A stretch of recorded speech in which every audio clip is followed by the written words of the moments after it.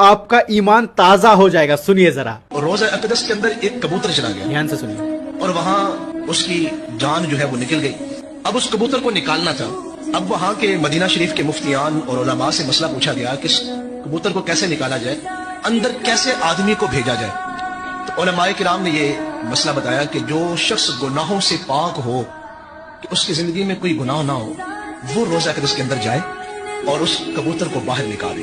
कि इंतजामिया ने फिर कहा कि कोई 4-5 साल का बच्चा ढूंढते हैं जो नेक फैमिली का हो।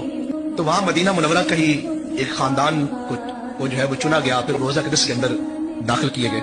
जब वो बच्चा कबूतर लेके बाहर निकले, उसने आके चीख कर 3 मरतबा कहा, वल्लाही रसूल अल्लाह हय्युन, लोगों अल्लाह की कसम है रोज़ा अक़दस के अंदर मैं हुजूर को जिंदा देके आ रहा हूँ। सुभान अल्लाह, सुभान अल्लाह। तो जिंदा है वल्लाह। जिंदा है वल्लाह। इसे शेयर कीजिए तमाम